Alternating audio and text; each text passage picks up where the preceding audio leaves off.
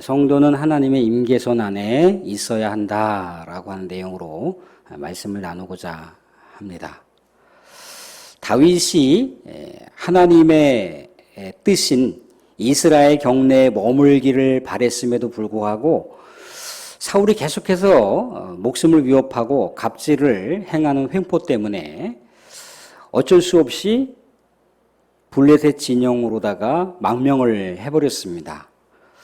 어떻게 보면은 다윗의 입장에서도 참고 인내하고 버티고 그렇게 온 마음과 온 애를 다 써가면서 그렇게 아둥바둥 이 이스라엘 경내에 머물기를 원했으나 도저히 이제 자신이 감당할 수 없는 삶의 무게 때문에 이대로다가 내가 계속해서 이스라엘에 머물렀다가는 머지않아서 사울에게 잡혀서 죽겠구나라고 하는 죽음의 위협도 그렇고 계속해서 이스라엘 안에서 마치 파리 목숨처럼 이곳저곳을 도망치는 자체가 너무나 지긋지긋한 거였어요.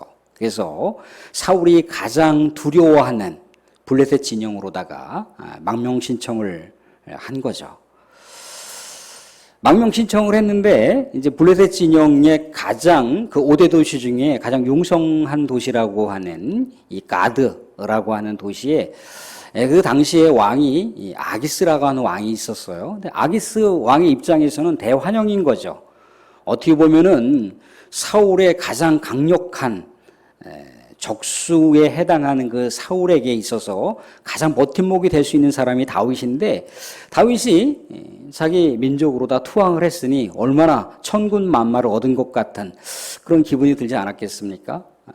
그런데 지난주에도 잠깐 언급했지만 우리가 어떤 일들을 이렇게 선택을 하고 결정을 할 때 이거는 되게 어떻게 보면 형통할 것 같다.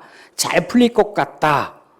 그렇게 이제 마음에 결정을 내리고 그 선택을 딱 취하려고 하는데 자꾸만 내 마음 속에 내 심령 가운데 하나님의 평안이 없어요. 하나님의 뜻이 아닌 것 같은 생각이 자꾸만 내 심령을 두드린단 말입니다. 그럴 땐 어떻게 하라고 그랬죠? 잠시 보류해야 됩니다.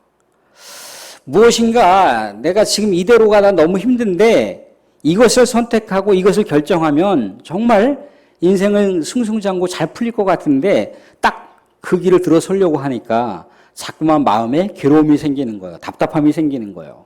그럴 때는 하나님의 뜻이 아닐 수 있다라고 하는 것을 생각해 보면서 곧바로 즉흥적으로 그것을 선택하고 취할 것이 아니라 조금 더 기다려보고 하나님께서 원하시는 것이 어떤 길일까라고 하면서 잠시 재고해 볼 필요가 있다는 거예요. 왜 그렇습니까? 지금 이스라엘 땅을 벗어나는 것은 하나님의 뜻이 아니에요. 하나님께서 원하지 않는 겁니다. 그런데 이스라엘의 이 땅에 계속해서 머물렀다가는 다윗이 너무너무 힘든 거예요. 그냥 경계선 하나만 넘으면 자신의 인생도 편안하고 자기가 이렇게 인솔해야 할 그런 식구들도 편안할 텐데 계속해서 위협당하는 이 상황 가운데 놓이는 자체가 힘드니까 그냥 망명을 선택했단 말이죠. 망명을 선택하는 즉시 어떤 생각이 들었겠습니까? 그래도 내가 잘 선택했구나, 잘 결정했구나 라고 하는 생각이 들지 않겠습니까? 그런데 망명은 하나님의 뜻이 아니에요. 망명을 해서는 안 됩니다. 비록 다윗이 어렵고 힘든 이 상황 속에서 이스라엘에 이렇게 머물렀지만 머무를 때마다 어떻게 했던가요? 하나님께서 계속해서 순간순간 역전의 상황을 만들어 주셨다는 겁니다.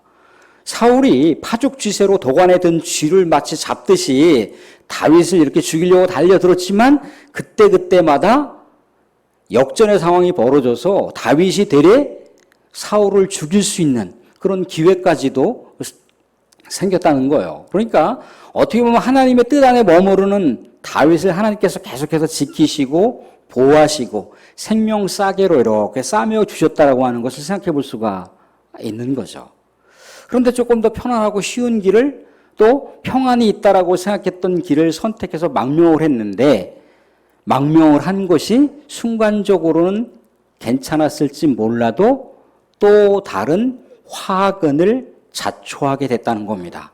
왜 그렇습니까? 지금 블레셋과 이스라엘이 전선을 구축했어요. 진영을 구축하면서 이제 대결을 하려고 전면전 전쟁을 치르려고 준비를 하고 있단 말이죠. 그런데 지금 망명했던 그 나라에 아기스라고 하는 왕이 이 다윗을 불렀어요. 다윗을 불러서 이만저만해서 우리와 이스라엘이 지금 전선을 구축했는데 너도 뭔가 업적을 남겨야 되지 않겠냐. 너가 업적을 남겨야지 네가 망명한 것을 내가 믿겠노라. 그렇게 했다는 겁니다. 결국 어떤 상황이 벌어지는 거예요? 동족 상잔의 비극이 벌어지는 거죠. 다윗이 칼을 뽑아서 동족인 이스라엘을 처참하게 죽여야 되는 상황이 벌어진 거예요. 근데 이 다윗과 이 사울의 싸움, 다윗과 이스라엘의 싸움은 다윗이 설령 이긴다 할지라도 정당성을 보존할 수가 없습니다. 동족을 죽였다라고 하는 것이고 동족의 왕을 죽였다라고 하는 것이죠. 전쟁에 패하게 되면 또 어떻습니까? 아기스로부터 인정을 받지 못하는 그런 상황 가운데 놓여져 있는 거예요. 그러니까 어쩔 수 없이 이스라엘과 전쟁을 해야 되는 숙명 가운데 지금 놓여져 있단 말이죠. 더 괜찮다라고 생각했던 길을 선택을 했는데 거기 안에도 엄청난 위기와 위험이 도사리고 있었다라고 하는 것을 이야기해 준다는 겁니다. 그래서 우리는 항상 어떤 길을 선택을 했단 말입니다. 어떤 신중한 일들을 결정을 하려고 할 때도 분명히 여기에서는 내가 여러 가지 계산적인 차원을 생각해 봤을 때 굉장한 것들이 나올 수 있는 것 같아요. 근데 동일한 말씀이지만 자꾸 마음에 불안한 마음이 들고 자꾸 마음에 평안이 없고 자꾸 하나님 뜻이 아닌 것 같은 그런 내 이 영적인 두드림이 생기게 되면 잠깐 스톱하시라는 거예요. 괜히 그 길을 선택했다가 또 다른 어려움, 형통인 줄 알았는데 형통이 아니라 그 안에는 불통이 돼버리는 그런 상황이 생길 수도 있다는 겁니다. 그런데 우리가 알다시피 다윗이라고 하는 사람은 굉장히 영적인 그 민감함이 있는 사람이에요. 그죠? 영적인 민첩함이 있는 사람입니다. 그죠? 그래서 그곳에서 비록 어려움을 그러니까 직면하고 있었지만 그러함에도 불구하고 다윗이 하나님을 의식했다는 거예요. 아이쿠야, 이게 하나님 뜻이 아니었는데 내가 하나님의 뜻을 넘어서서 지금 엉뚱한 일을 벌렸구나라고 하는 것을 그가 깨달을 수 있었다는 거예요. 한마디로 말씀드리자면 오늘의 말씀의 내용과 같은 맥락인데 하나님의 임계선을 넘어가지 않았다는 거예요. 하나님의 임계선을 넘어가지 않았다는 건 뭡니까? 그가 잘못된 선택을 해서 잘못된 결정을 해서 또 다른 위기와 또 다른 어려움을 봉착하고 있지만 그럼에도 하나님의 임계선을 떠나지 않았다는 거예요. 그 안에 머물렀다는 거예요. 그러니까 하나님께서 끝내 다윗의 손을 붙잡아 주십니다. 끝내 다윗의 어려움을 새로운 방법들을 이렇게 펼치면서 다윗이 사울과 다윗이 이스라엘과 전쟁을 할 수 있는 상황을 하나님께서 모면하도록 하신다는 거예요. 그런데 우리가 알고 있는 사울은 그러하지 못했다는 겁니다. 하나님의 임계선을 넘어가 버렸어요. 지금 블레셋과 이스라엘 간에 지금 전쟁의 상황이 지금 사울이 해결해야 될 큰 과제지 않습니까? 그죠? 근데 사울은 너무나 두려웠어요. 너무나 두려웠습니다. 영적 중심이라고 하는 사무엘이 죽고 나서 어떻게 해야 될지 갈피를 못 잡았단 말입니다. 사무엘이 죽었다라고 하는 것은요, 어떻게 보면은 사울에게는 되게 쾌적하고 자유로운 삶을 이렇게 방임하면서 살아갈 수 있는 기회를 얻었을지도 모르겠어요. 그런데 사무엘이 죽는 순간 그나마 사울 왕의 그 신심을 붙들 수 있는 그런 온전한 마치 사울 왕을 붙잡아 줄 수 있는 영적인 그런 모든 것 끈을 다 놓쳐버리는 상황이 나타났다는 거예요. 그런데 이제 지금 블레셋과 지금 전면전의 전쟁을 앞두고 있는 상황에서 무엇인가 하나님의 사인이 와야 되잖아요. 그죠?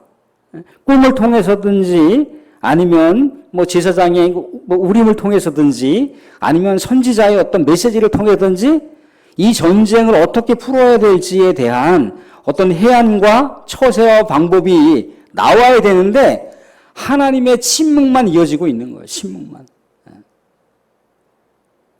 근데 만약에 다윗 같았으면 어떻게 했을까요? 다윗 같았으면 뭔가 밤새도록 하나님께 기도하면서 이 상황을 어떻게 펼쳐가야 될지 하나님께 여쭤보고 또 하나님께 응답을 받으려고 노력을 했겠죠. 부단히 하나님을 절박하게 아마 찾았을 겁니다. 그런데 사울은 여기서 하나님을 찾은 것이 아니라 누구를 찾아요? 무당을 찾아요. 무당. 오늘 말씀 가운데 이렇게 나와 있단 말이죠. 7절 말씀 보시면 6절 말씀 가운데 사울이 여호와께 묻자오되 여호와께서 꿈으로도 우림으로도 선지자로도 그에게 대답하지 아니하므로 하나님께서 그냥 잠깐 침묵하실 수도 있었는데도 불구하고 그 잠깐이라고 하는 시간을 견디지 못하고 사울이 자세를 바꿔서 어떻게 합니까? 신접한 여인을 찾는 거예요. 무당을 찾는 거예요. 자기의 신하들에게 나를 위해서 무당을 찾아봐라. 용한 무당 찾아봐라. 그렇게 하고 있어요. 또 이제 신하들이 어떻게 했습니까? 엔돌에 가보니까 정말 쪽집게 무당이 있습디다. 그렇게 이제 정보를 사울에게 알려줬어요. 근데 사울의 모습을 보면 계속해서 패망의 길로만 이렇게 가고 있는 것을 그의 동선을 통해서나 그의 어떤 행태를 보면은 계속해서 하나님과 멀어지는 그런 모습만 증명하듯이 보여주고 있는 그런 모습을 우리가 보고 있어요. 사울의 행보를 보게 되면은 하나님께서 정말 이뻐할 만한, 하나님께서 인정할 만한 그러한 신앙의 행보가 전혀 없어요. 점점점 하나님을 도전하고 있고 하나님을 떠나서 하나님을 배반한 일들만 만들어가고 있다는 겁니다. 왜 그렇습니까? 무당을 찾으면 됩니까? 안 됩니까? 무당을 찾으면 안 돼요. 신명기 18장이나 레위기 19장, 20장 나중에 시간 되시면 읽어보세요. 하나님께서 제일 싫어하는 게 그런 거예요. 그런 거.